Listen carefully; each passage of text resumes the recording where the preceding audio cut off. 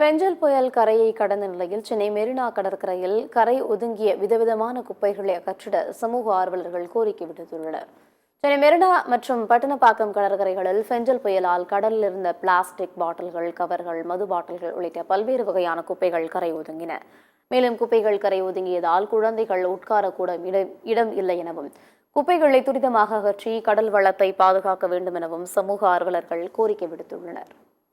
இந்த புயல் முடிஞ்சதுக்கப்புறம் எப்படி இருக்குன்னு பார்க்கலான்னு வந்து பார்த்தா இங்கே நிறைய குப்பையும் இருக்குது. ஸோ இதை க்ளீன் பண்ணணும்.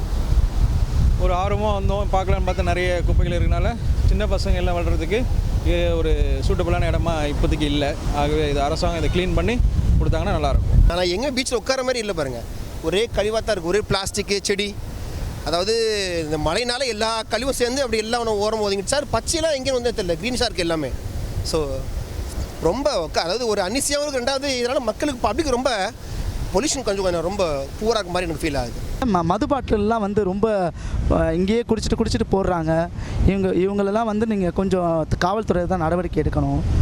பொதுமக்கள் வரக்கூடிய இடத்துல இந்த மாதிரி மது பாட்டிலெலாம் இல்லாத மாதிரி வகை பண்ணணும்.